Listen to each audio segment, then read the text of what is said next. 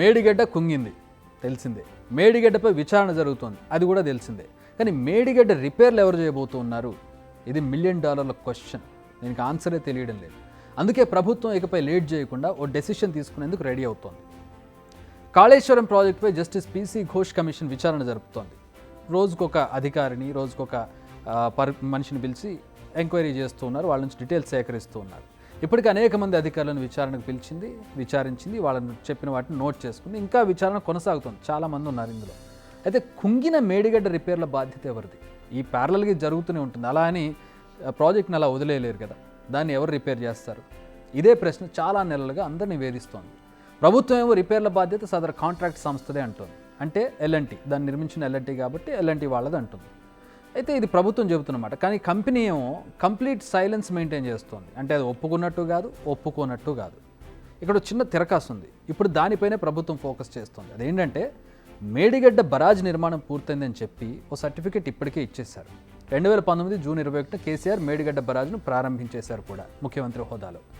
అదే ఏడాది August 6న L&T పీఈఎస్కు project పూర్తయినట్టు certificate ఇచ్చేశారు. ఇప్పుడు ఈ సర్టిఫికేట్ను చూపించి తమ పని నిర్మించడం వరకే, రిపేర్లు చేయాలంటే మళ్ళీ నిధులు కేటాయించాల్సిందని వాదిస్తున్నాయి కాంట్రాక్ట్ సంస్థలు.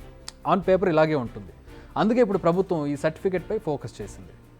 వెంటనే పని పూర్తయినట్టు ఇచ్చిన సర్టిఫికేట్ను వెనక్కి ఇచ్చేయాలని కోరుతోంది, లేదంటే ఆ సర్టిఫికేట్ను రద్దు చేసేందుకు రెడీ అవుతోంది.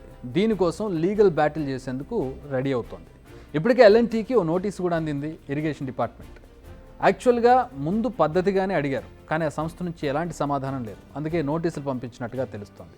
అయితే మేడిగడ్డ బరాజుకు సంబంధించి స్టిల్ 150 కోట్ల పనులు పెండింగ్లో ఉన్నాయని తేలింది. మరి ప్రాజెక్టు పూర్తయిపోయినట్టు సర్టిఫికేట్ అలా ఇచ్చారు. మరి ఈ మిగిలిన పనులు ఎవరు చేస్తారనేది అసలు క్వశ్చన్. అసలు పనులు అలానే ఉన్నాయి, రిపేర్లు పెండింగ్లోనే ఉన్నాయి. దీని అంతటికీ కారణం ఆ కంప్లీషన్ సర్టిఫికెట్. ఇవన్నీ సమస్యలు పెట్టుకొని పూర్తి కాకుండానే కంప్లీషన్ సర్టిఫికేట్ ఇచ్చేశారు వాళ్ళకి. అయితే లీగల్ ఫైట్కు ముందు అసలు ఆ సంస్థ నుంచి ఎలాంటి రెస్పాన్స్ వస్తుందని వెయిట్ చేస్తూ ఉన్నారు.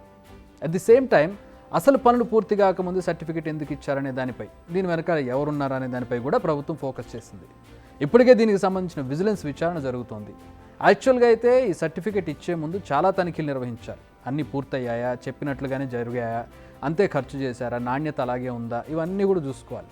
బరాజ్ పనులు సంతృప్తికరంగా జరిగాయి, అన్ని టెస్టుల్లో బరాజ్ పాస్ అయింది, మెయింటెనెన్స్ టైంలో ఏమైనా సమస్యలు వస్తే తిరిగి నిర్మిస్తాం, ఇలా అన్ని విషయాలకు సంబంధించి అండర్టేకింగ్ ఇవ్వాల్సి ఉంటుంది.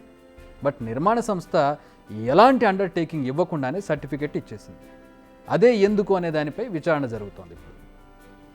యాక్చువల్గా మేడిగడ్డ కుంగక ముందే చాలా సమస్యలు వచ్చాయని విచారణలో తేలింది. టెక్నికల్గా 2019 నవంబర్ నుంచి బరాజ్ దిగువన డ్యామేజెస్ గుర్తించారు.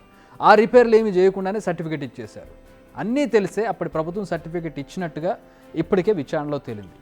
దీనివల్ల ఇప్పుడు ప్రభుత్వ ఖజానాకు తీవ్ర నష్టం వాటిల్లే పరిస్థితి ఏర్పడింది. ఎందుకంటే ప్రాజెక్టు పూర్తయిపోయిందనే సర్టిఫికేట్ ఒకసారి నిర్మాణ సంస్థకి ఇచ్చేస్తే వాళ్ళ పని పూర్తయిపోయినట్టే. మెయింటెనెన్స్కి సంబంధించి, రిపేర్లకు సంబంధించి తర్వాత మళ్ళీ దాన్ని ఫ్రెష్గా అప్డేట్ చేయాల్సి ఉంటుంది. సో ప్రాజెక్టు పూర్తయిపోయింది అనే ఒక సర్టిఫికేట్ వాళ్ళ చేతిలో ఉంది. దాన్ని అడ్డం పెట్టుకుని ఇప్పుడు వాళ్ళు సైలెంట్గా ఉంటున్నారు. సో ఖజానాకు నష్టం వాటిల్లకుండా మేడిగడ్డను తిరిగి పనిలోకి తీసుకురావాలన్నది ప్రభుత్వపు ఆలోచన. అందుకే ఇప్పుడు కాంట్రాక్ట్ సంస్థపై ప్రెషర్ పెంచుతోంది ప్రభుత్వం. అందుకే లీగల్ యుద్ధానికి సిద్ధమవుతోంది. బిగ్ టీవీ అవుట్లుక్ కథనాలు నచ్చితే వెంటనే బిగ్ టీవీ ఛానల్ ను సబ్స్క్రైబ్ చేయండి.